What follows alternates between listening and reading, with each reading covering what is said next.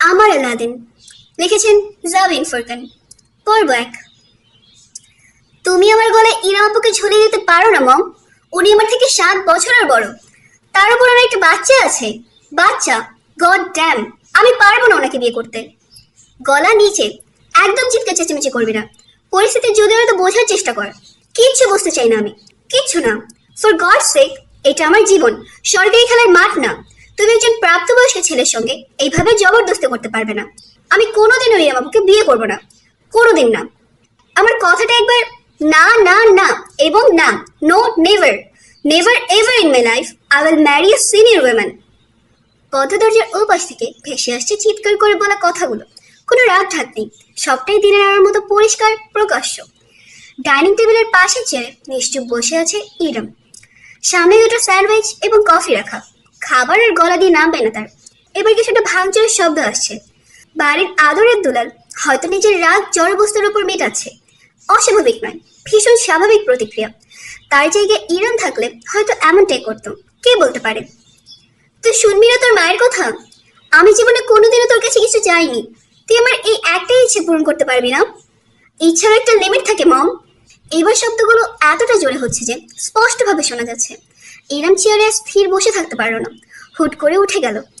Living রুমের সোফায় নরম গদিতে একটি তোয়ালে বিছিয়ে ছোট্ট নিষ্পাপ প্রাণটিকে শুয়ে রেখেছে সে। বেগুনি রঙের কাঁথায় মোড়ানো তুচ্ছ প্রায় এক অস্তিত্ব। মোমের মতো নরম শরীর, গোলাপ রাঙা মুখ, চোখ দুটো বন্ধ। যখন খোলা থাকে তখন তাতে এক আকাশ সমান মায়া খেলা করে। ইরাম চুপটি করে নিজের অংশ নিজের সন্তানের কাছে বসলো। আলতো ভাবে দু হাতের দুটো আঙুল নগণ্য শিশুটির 2 কানে ঠোকালো, যেন ঘুমন্ত অবস্থায় কিছুটা শুনতে না পায় সে। জননীর জীবনের নরক যে তার প্রাপ্য নয়। 3 মাস আগে মা, নারী শব্দের অলংকার, একজন নারী জীবনের শ্রেষ্ঠ অর্জন, অমোঘ পরিপূর্ণতা। এতদিন এই শব্দটাকে শুধু পড়া হয়েছে, ডাকা হয়েছে, তবে কোনোদিনও অনুভব করা হয়নি। আজ মাত্রার প্রবল জোয়ারে ভেসে গিয়েছে ইরামের হৃদয়াঙ্গন। দুপুরের দিকে ডেলিভারি হয়েছে তার। হাসপাতালের কেবিনের শীতল বাতাস আরামদায়ক চাদরে মুড়িয়ে রেখেছে তাকে। মাত্রই দীর্ঘ এক ঘুম পেরিয়ে জেগে উঠেছে সে। বর্তমানে এক দৃষ্টি চেয়ে আছে বিছানার ঠিক পাশেই লাগাও বেসিনেটে রাখা নবজাতকের দিকে। চেয়ে আছে সে, চোখ ফেরাতে পারছে না। যতবার দেখছে ততবার তার বুকটা আবেগের স্রোতে পরিপূর্ণ হচ্ছে। একটা সময় নিজেকে আর রুখতে পারল না ইরাম। 2 হাতে ভর দিয়ে উঠে দাঁড়িয়ে ধীরে ধীরে বেসিনেটের কাছে গেল। আশেপাশে কোনো নার্স নেই। ব্যাপারটা অদ্ভুত লাগলো, তেমন কিছু ভাবলো না আপাতত। তার সকল চিন্তা জুড়ে রয়েছে ভূমিষ্ঠ হওয়ার সন্তান। বেসিনেটের ভেতর থেকে ছোট্ট ছোট্ট হাত পা নাড়ছে নবজাতক। সাদা নরম তোয়ালেতে মোড়ানো নাজুক শরীরখানি তার, টকটকে লাল দুটো কান এবং নাক। চোখের পাতা আধ খোলা, ত্বকের বর্ণটা লালচে। যেন দারুণ সুখের কিছু একটা নিচে উঠলো ইরামের মাঝে। কাপা কাপা 2 হাত বাড়িয়ে অতি সাবধানে সে নবজাতককে তুলে নিল নিজের বুকে। তার ত্বকের উষ্ণতা পেতে বিড়ালের মতো মৃদু একটা শব্দ করে শিশুটি গুটি সুটি দিয়ে শুয়ে রইল। তীব্র আবেগের অশ্রু জমল ইরামের চোখ জোড়ায়। সন্তানকে বুকে চেপে সে কম্পিত গলায় ফিস ফিস করে উঠল। আমার সোনা বাচ্চাটা, আমার মানিক, আমার কুচুপু। আম্মু তোমার আশায় কতকাল অপেক্ষার প্রহর গুনেছে। অবশেষে আসার সময় হলো তোমার। 2 হাতে হালকা শরীরটা তুলে ধরে তার কপালে চুমু এঁকে দিল ইরাম। তার চোখ বেয়ে 1 ফোঁটা অশ্রু গড়িয়ে পড়ল নবজাতকের গলা বরাবর। তাতে নিজের ছোট্ট হাতটা তুলে অস্বাভাবিকভাবে নাড়তে লাগলো শিশুটি। না পারতে মৃদু হাসলো ইরাম। আমার দুষ্টু পাখিটা, আর কি নামে ডাকি বলো তো তোমায়? একদম নিজের মুখের কাছে তুলে নবজাতকের কানে ঠোঁট লাগিয়ে ইরাম ফিস ফিস করলো। ইজান, আমার ইজান সোনা, আমার লক্ষ্মী ছেলেটা। আহ ইরাম হঠাৎ করেই নিজের জায়গায় জমে গেল। গোঙালের শব্দ ভেসে আসছে টেবিলের ভেতর। এতক্ষণ যাবৎ হয়তো শোনা যায়নি, কিংবা ছেলেকে নিয়ে ব্যস্ত থাকার দরুন ইরাম মনোযোগ দেয়নি। গোঙালের শব্দটা এবার তীব্রতর হয়েছে। ব্যথাতুর কোনো ধ্বনি এটি নয়, বরং ভীষণ অন্তরঙ্গ অশ্লীল ধরনের মেইলি গড়ার চিৎকার হাসপাতালের কেবিনের ভেতর।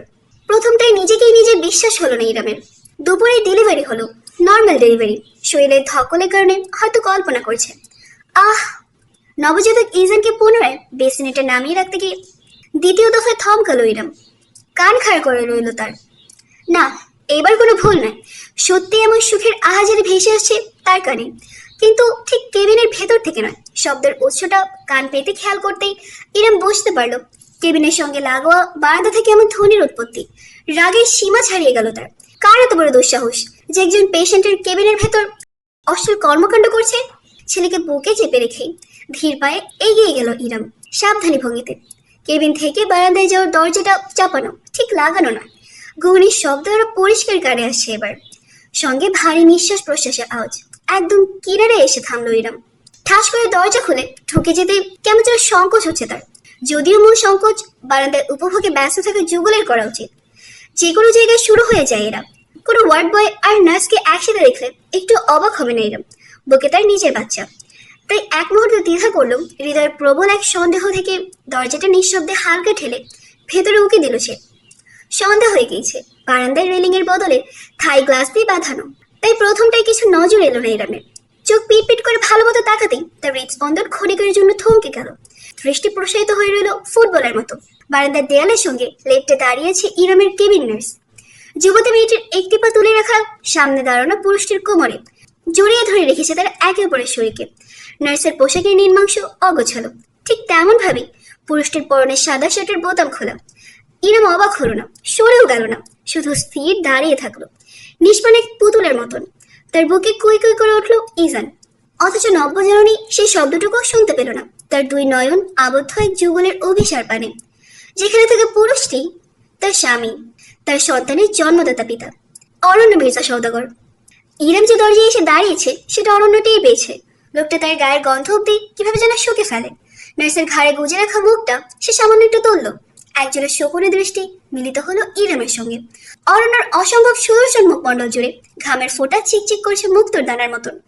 উজ্জ্বল ফর্সা ত্বকে অভিসারের তপ্ততায় ফুটে উঠেছে লালচে বর্ণ। চোখ জোড়া কালোই, তবে তাতে জলজল করছে এক জনমের ক্ষুধা। সরাসরি ইরামের দিকে তাকিয়ে নার্সের শরীরে আরো গভীরভাবে ঝুঁকল সে। তার গভীরতর ছোঁয়ায় উন্মাদ যুবতী নার্স ঢলে পড়ল। কেঁপে কেঁপে উঠে অরণ্যর পিঠ খামছে ধরল। আহ আহ! অন্য ঠোঁটে তির্যক হাসি ফুটে নার্সের ঠোঁট জোড়া দখল করে নিল। চুম্বন নয়, রীতিমতো কামড়ে ধরল, বহুদিন যাবৎ ক্ষুধার্ত থাকা হায়নার মতো। আর দেখতে পারলো না ইরাম। তড়িঘড়ি করে সে বারান্দা ছেড়ে কেবিনের ভেতর চলে এলো। কোনো মতে হাতের কাঁপুনি থেকে ছোট্ট ইজানকে সে পুনরায় বেসিনিটে রেখে দিল। তারপর নিজের বিছানায় থপাস করে বসে রইল রোবটের মতন।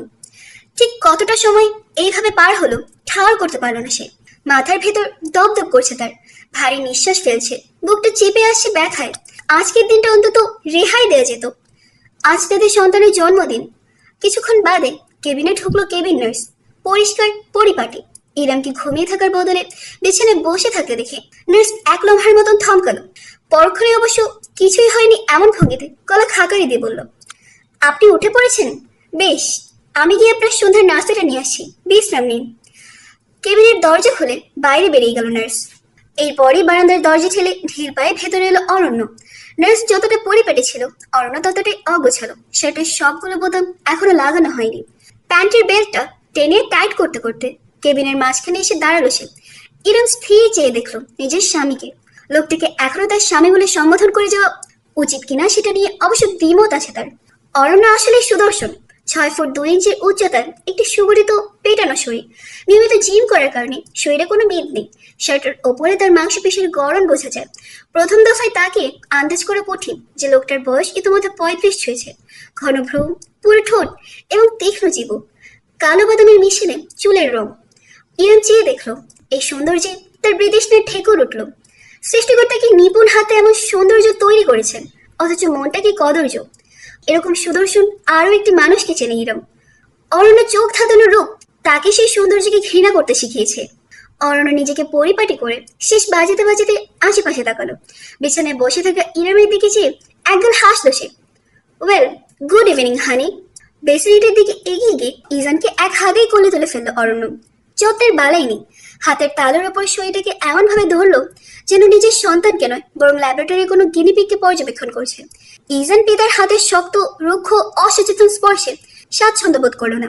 ছোট্ট হাত পা ছড়ে কান্নার দমক তুলল। বাঁকা হাসি ফুটলো অরণ্য মির্জা সওদাগরের ঠোঁট জুড়ে, যেটার কোনায় এখন একটা কামড়ের দাগ স্পষ্ট। অরণ্য নিজের অপর হাতের বৃদ্ধাঙ্গুল এবং তর্জনী মিলে ইজানের শরীরের সাইজ মাখতে লাগলো। আরে বাস ইরাম, এই সাইজের জিনিসটা তোমার পেটে ফিট হলো কিভাবে? অ্যামেজিং! তুমি যে ছোট, তাতে আমার জিনিসটাই তো ফিট খায় না। ইরাম লাফিয়ে উঠলো বিছানা থেকে। এতক্ষণ যে বলছে শীতল থাকলো, ইজানের কান্না তার হৃদয় ছিন্ন ভিন্ন করে ফেলছে।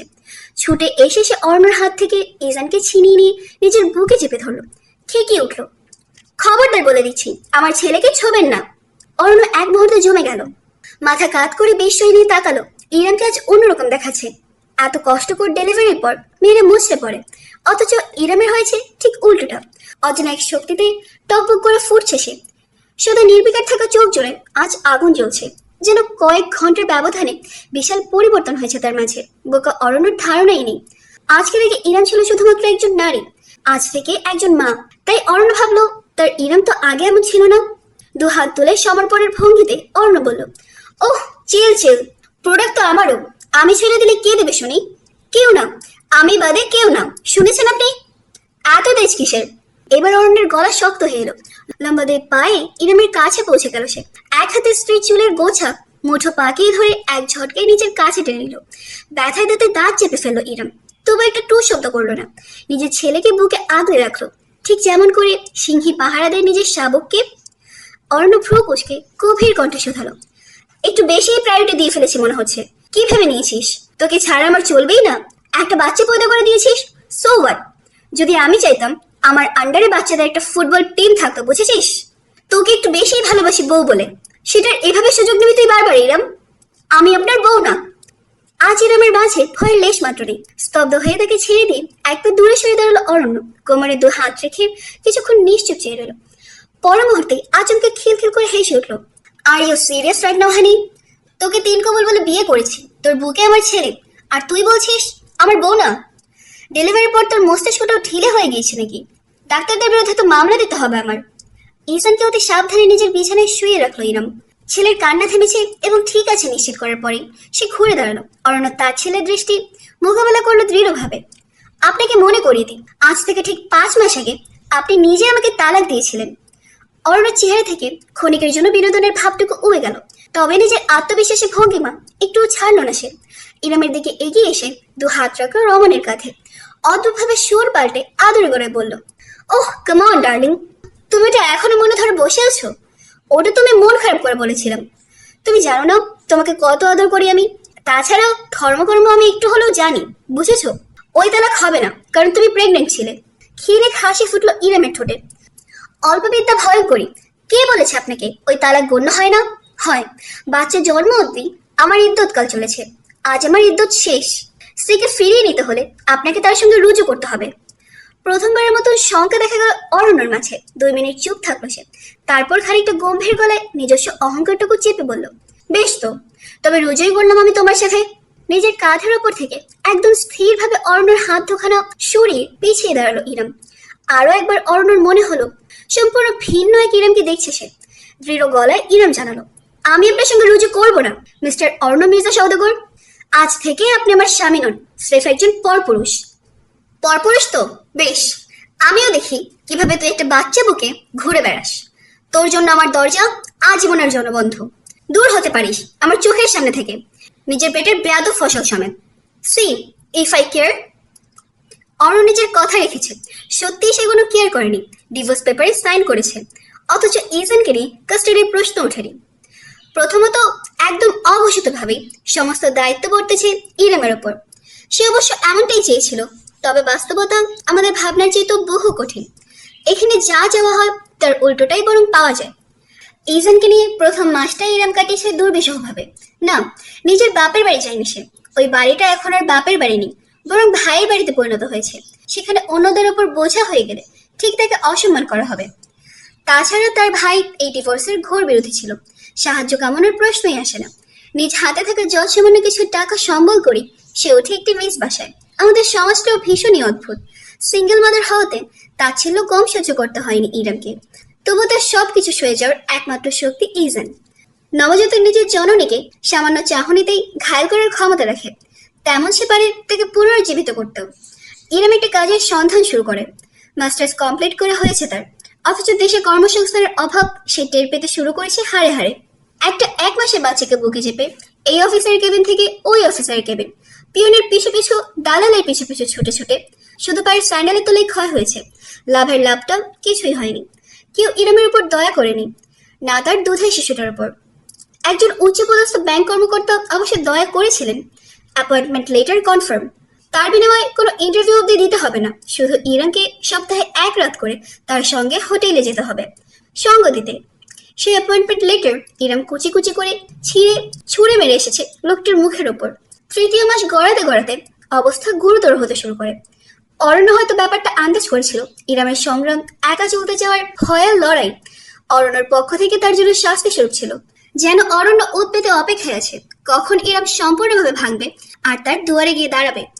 অদম্য ইরাম যায়নি। নিজে না খেয়ে হলেও ইজানের জরুরি জিনিসপত্র কেনার জন্য টাকা রেখে দিয়েছিল। এদিকে দিন দিন ছুটোছুটি এবং অভাবের কারণে শারীরিক দুর্বলতা দেখা দেয় তার। ব্রেস্ট ফিডিং করায় সে। ইজানের উপর না চাইতো জননীর ধকলের প্রভাব পড়তে শুরু করে। নিজ অব্দি ইরাম ঠিক ছিল, কিন্তু ইজানের উপর একটা আঁচ এসে মাত্র তার সমস্ত ধৈর্য, ইচ্ছা, লড়াইয়ের বাসনা গুড়িয়ে যায়। ইরাম প্রথমবারের মতো নিজের লড়াইয়ে হেরে যায় একদিন। ফার্মেসির সামনে দাঁড়িয়েছিল সে। কোলে কাঁথার ভেতর ছটফট করে কাঁদছিল ইজান। সামনে রাখা ওষুধের দাম ছিল 100 টাকা, অথচ ইরামের হাতের মুঠোয় ছিল শুধুমাত্র পুরাতন দুটো 20 টাকার নোট। সেদিনের মতো অসহায়, ব্যর্থ ইরামের নিজেকে আর কখনো মনে হয়নি।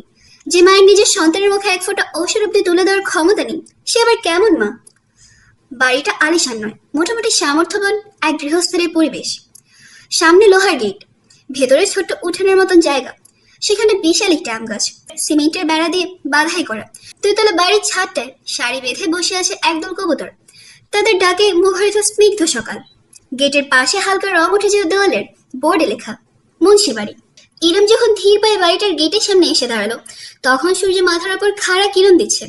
এক হাতে ধরে লাগেজটা ছেড়ে দিয়ে ইরাম অন্য হাতে নিজের বুকে আগলে রাখা যক্ষের ধনকে সযত্নে কাঁথা দিয়ে ঢেকে সূর্যের আড়াল করে নিল। মুখের ওপর 2 হাত মুঠি পাকিয়ে পরম শান্তিতে ঘুমাচ্ছে ইজান। সারা রাত থেকে থেকে ছটফট করেছিল। ইরাম এক নজর আশেপাশে তাকালো। বহুদিন বাদে সেই তল্লাটে এসেছে। অতি চেনা জায়গাটাকেও কেমন অপরিচিত লাগছে। বিয়ের পর একবারের জন্য আর নিজের বাড়িতে ফিরেনি সে। আম গাছে অনেকগুলো মুকুল ধরে আছে, শীঘ্রই আম ধরবে স্পষ্ট। চোখ ঘুরে একবার পেছনের দিকেও তাকালোই না। দুটো গাড়ি যাওয়ার মতন প্রশস্ত রাস্তার ওপাশে আরো একটি 2তলা বাড়ি, ঠিক মুন্সি বাড়িটার বিপরীতে। উভয়ের মাঝে অবস্থানের ভেদ স্পষ্ট। রাস্তার ওপাশের বাড়িটা বেশ পরিপাটি, আলিশান, অফিসারদের বাংলা বাড়ির মতন দেখতে। ধবধবে সাদা দেয়াল, উঠানে কৃত্রিম ঝর্ণা এবং একপাশে ফুলের বাগান। ছোট্ট একটা গ্যারেজে একটি গাড়ি রাখা, মূল ফটকটাও সোনালী রঙের ধাতুতে করা। সূর্যের আলো প্রতিফলিত হয়ে চিকচিক করছে। মার্বেল পাথরের দেয়ালে খচিত গোটা গোটা অক্ষর, ডক্টর সামিয়া মুন্সি, AKM আহমদ উদ্দিন। মুন্সি বাড়ি এবং ওই বাড়িটার মাঝে আভিজাত্যের বিভেদ পরিষ্কার। ওটা ইরামের খালার বাড়ি, যে বাড়িতে বহু বছর যাবৎ তার পা রাখা হয়নি। মাথা ঘুরিয়ে নিজেকে শক্ত করে ইরাম এক হাতের লাগেজ টেনে মুন্সি বাড়ির ভেতরে ঢুকলো। বাড়ির দরজাটা চাপিয়ে রাখা, আশেপাশে কাউকে দেখাও যাচ্ছে না। তাই ইরাম নিঃশব্দে সিঁড়ি বেয়ে উঠে এসে ভেতরে ঢুকলো। বসার ঘরটা আগের মতোই আছে, বিশেষ পরিবর্তন হয়নি, তবে ফার্নিচার এবং শো পিসে বেশ নতুনত্ব এসেছে। ইরাম থাকতে ব্যবহার করা পুরাতন সামগ্রী সরিয়ে ফেলা হয়েছে, তাতে সন্দেহ নেই। নতুন চিকচিক কাপড়ে মোড়া সোফার গলিতে বসে আছে একটা বছর চারেকের বাচ্চা ছেলে।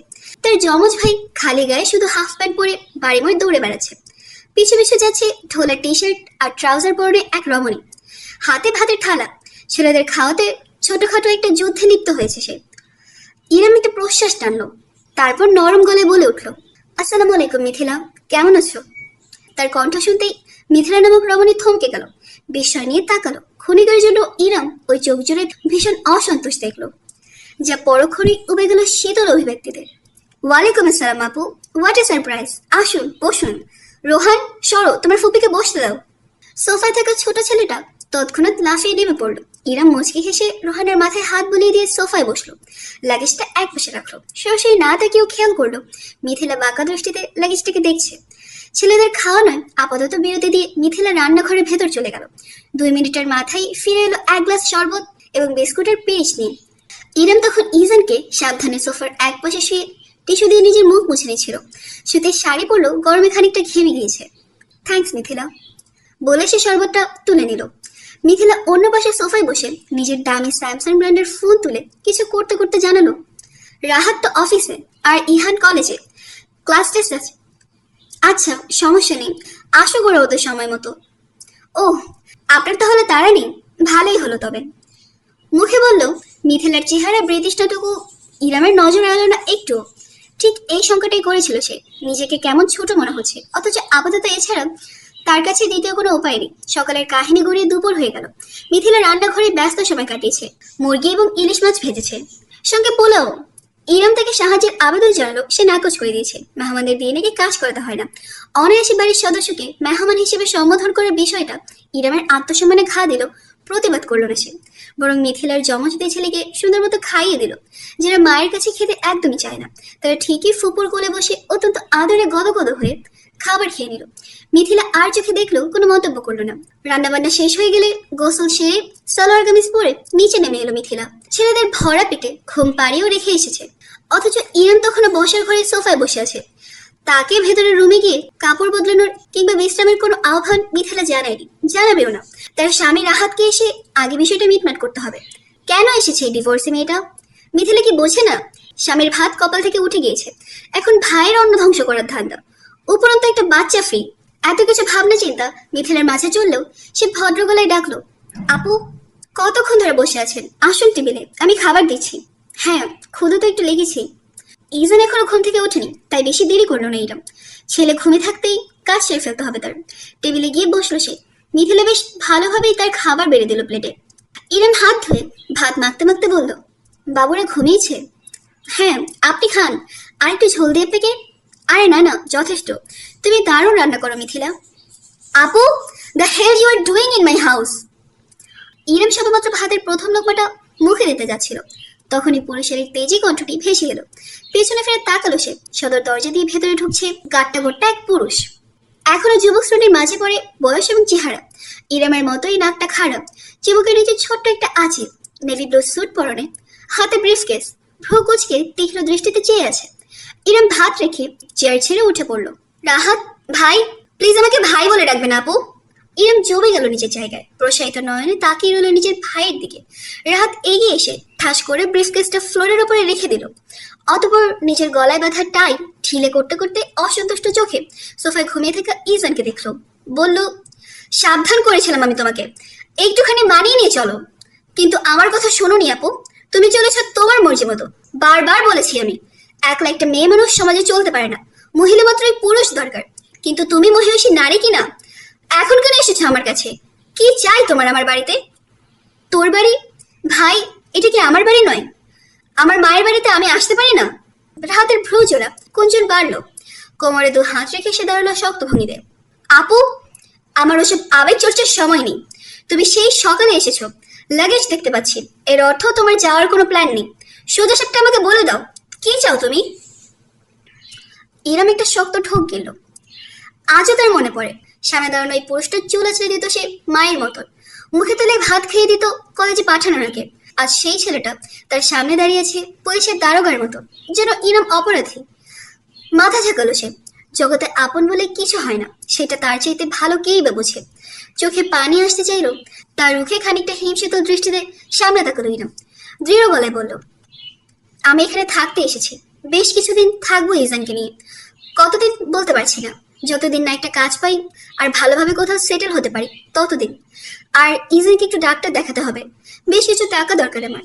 তুই আমাকে ধার দে, আমি ধীরে ধীরে শোধ করে দেবো। এক্সকিউজ মি, সরি আপু, বাট আপনার কি মনে হয় টাকা গাছে ধরে? এতক্ষণ ধরে নীরব থেকে মিথিলা অবশেষে নিজের আসল রূপ নিয়ে সামনে আসলো। ঠিক নিজের স্বামীর পাশে দাঁড়িয়ে ইরামের মুখোমুখি হলো। আপু, আপনাকে এখন আপু ডেকে সম্মান দিয়ে কথা বলছি আমি, কিন্তু আপনার মনে হয় না আপনি আমাদের দিয়ে এই সম্মানটা টেকেন ফর গ্রান্টেড ধরে ফেলেছেন? আমার আর রাহাতের পক্ষ থেকে আপনাকে বারবার বলা হয়েছে, অনুরোধ করা হয়েছে নিজের বৈবাহিক সম্পর্কটা না ভাঙতে। আপনার একটা ছোট্ট দুধের শিশু আছে, সেই চিন্তাটাও আপনি করলেন না। নিজের ইচ্ছা মতো জানায় তাই করেছেন। এখন যখন ঠেকায় পড়েছেন তখন এখানে এসে হাজির। ইরামের দিকে এক পা এগোলো মিথিলা, বলতে লাগলো, আমার কথা শুনতে হয়তো আপনার খারাপ লাগছে, কিন্তু কিছু করার নেই, এটাই সত্য। আপনার বোঝা উচিত ছিল একজন ডিভোর্সি হওয়ার মানে কি। আপনি বাচ্চা না, ভালোই বোঝেন। এখন এই বাড়িতে আশ্রয় করতে চাইছেন, বুঝি না মনে হয় আমরা। আজ বলেছেন কিছুদিন, আগামীকাল বলবেন আরো কিছুদিন, এরপর সেই কিছুদিন আর কোনোদিন শেষ হবে না। আপনার জন্য এই পরিবারের বদনাম হবে। আমার নিজের ছোট ছোট দুটো বাচ্চা আছে, ওদের ওপর আমি আপনার জন্য কোনো আঁচ আসতে দিতে পারি না, তাই না? সমাজে আমাদের একটা নাম আছে, ইজ্জত আছে, সেটা আপনার জন্য ধূলিসাৎ হতে পারে না। নিজের স্ত্রীর কথায় সায় জানালো রাহাত। মিথিলা ঠিক বলেছে আপু, তোমার আমার দিকটাও ভাবা উচিত। এত বড় সংসারটা এখন আমি একাই চালাচ্ছি। নিজের ছোট দুটো ছেলে, ইহানের পড়াশোনা, সাংসারিক খরচ তোমার থেকে ভালো কেউ বোঝে না। আমার 70,000 বেতনের চাকরিতেও হিমশিম খেতে হয়, তখন মিথিলা হেল্প করে। আমি চাই না আমার স্ত্রীকে আমার জন্য কোনো কষ্ট সহ্য করতে হোক। তোমার বুঝতে হবে আমার জীবনটাও সহজ না। তুমি একা হলে তাও একটা কথা ছিল, আমি দরকার হয় অন্য জায়গায় তোমার জন্য একটা রুম নিয়ে দিতাম, কিন্তু তোমার বাচ্চাকে টানার ক্ষমতা আমার নেই। স্তব্ধ হয়ে চেয়ে রইল ইরাম। মুখের কথা তার মুখেই রয়ে গেল। হাতের ঝোল শুকিয়ে গিয়েছে, অথচ ভাতটুকু আর মুখে তোলা হলো না তার। খানিকটা উত্তেজনার শব্দে এর মধ্যেই ইজান নড়ে চড়ে উঠেছে। উল্টো ঘুরে তাই তাড়াতাড়ি করে বাটিতে হাত ধুয়ে নিল ইরাম। শাড়ির আঁচলে হাত মুছে দ্রুত এগিয়ে গিয়ে সোফা থেকে ছেলেকে কোলে তুলে নিল। তার বুকে মুখ গুজে কুই কুই শব্দ করতে থাকলো ইজান। ছোট্ট অংশকে দোলাতে দোলাতে ইরাম বলল, তুই ঠিকই বলেছিস ভাই। দামি ব্র্যান্ডেড ফোন আর ব্র্যান্ডেড ফার্নিচার কেনার পর আসলে বোনকে দেওয়ার মতো টাকা বাঁচে না। হাতের মুঠো শক্ত হয়ে গেল রাহাতের। প্রথমবারের মতন তার শক্ত চেহারায় বিষাদের ছায়া পড়ল। ছেলেকে নাড়াতে নাড়াতে ইরাম সূক্ষ্ম হেসে জানালো, ভেবেছিলাম আজকের রাতটা অন্তত নিজের মায়ের বাড়িতে জায়গা হবে। জন্ম থেকে এখানেই বড় হয়েছে কিনা একটু অধিকার তো আছে বল, কিন্তু যেখানে আমার হাতের ভাত হাতেই শুকিয়ে যায় সেখানে অধিকারের বায়না বিলাসিতা। আপু, রাহাত এগিয়ে আসতে চলে এক পা, অথচ পাশ থেকে মিথিলা তার বাহু চেপে ধরল। ওখানে জমে গেল সে, শুধু তাকিয়ে রইল নিষ্পলক। দৃশ্যটা পরিহাসের হাসিতে ছেয়ে ফেললো ইরামের ঠোঁট। আর দাঁড়ালো না। এই বাড়ির বাতাসে দম বন্ধ হয়ে যাচ্ছে। এক হাতে ইজানকে বুকে চেপে অন্য হাতের লাগেজ ধরে দরজার দিকে এগোলো ইরাম। মাঝপথে থামলো, ঘুরে একবার পেছনে তাকালো নিজের ভাইয়ের দিকে। মহান আল্লাহ যদি তোকে কোনোদিন মেয়ে সন্তান দেয় তবে জেনে রাখিস ভাই আমার। একটু থেমে সে যুক্ত করলো, মেয়েদের একটাই ঘর, কবর। রাত প্রায় 2টা বেজে এসেছে, অথচ এই স্থানের উত্তেজনায় বোঝা দুষ্কর। তীব্র মিউজিক এবং বিটের তালে তালে দুলছে যেন গোটা পৃথিবী। তরুণ তরুণীদের উন্মত্ত হুঙ্কার, বাঁধনহারা নাচ এবং দক্ষভাবে বিট নিয়ন্ত্রণ করে বাজানো মিউজিকে কেঁপে কেঁপে উঠছে চারিপাশ। লাল নীল বাতির ঝলকে চোখ ধাঁধিয়ে যায়। অ্যালকোহলের কড়া ঘ্রাণ ভেসে বেড়েছে বাতাসে। অনেকের হাতের মোবাইল ফোন পার্টির দৃশ্য ধারণ করে চলছে। সকলের মনোযোগ আবদ্ধ সামনের ডায়াসের উপর কন্ট্রোল প্যানেলের পাশে দাঁড়ানো ছেলেটার দিকে। পরনে একটা পোলো টি শার্ট এবং ব্যাগে জিন্স, লেদার জ্যাকেটটা খুলে ফেলে রেখেছে পানির বোতলের সঙ্গে। সাদা আলোর ফোয়ারা ছুটছে তার মাথার ওপর থেকে, তাতে তার গলা এবং উজ্জ্বল চেহারায় জমা ঘামের ফোঁটা চিকচিক করে দুধে ছড়াচ্ছে। দ্বিগুণ আকর্ষণীয় লাগছে তাকে দেখতে। হাফ হাতা পোলো শার্টের কারণে যখনই কন্ট্রোল প্যানেল বাটনগুলো নিয়ন্ত্রণ করছে, ইকুইলাইজার কমাচ্ছে বাড়ছে, তখনই তার শক্তিশালী বাইসেপস চোখে পড়ছে। অন্য হাতে কানে ধরে রেখেছে হেডফোন। মিউজিকের তালে তালে সরিয়ে দুলছে তার। তরুণীদের ভিড় ঠিক ডায়াসের আশেপাশে। সকলে ব্যস্ত মুহূর্ত ক্যামেরা বন্দি করতে। বোতাম নাড়িয়ে হঠাৎ করে মাঝপথে মিউজিক কমিয়ে দিল সে। নীরব উত্তেজনা ভর করলো গোটা জায়গায়। প্রত্যেকটি চোখ আবদ্ধ তার মানে। ছেলেটি একটি হাত তুলে নিলে মাউথপিস অন করে চিৎকার করে বলল, come on everybody, let's dance the night off with DJ Aladin. সমস্যারে গর্জে উঠল জনসমুদ্র। বিরাট হাসলো সে।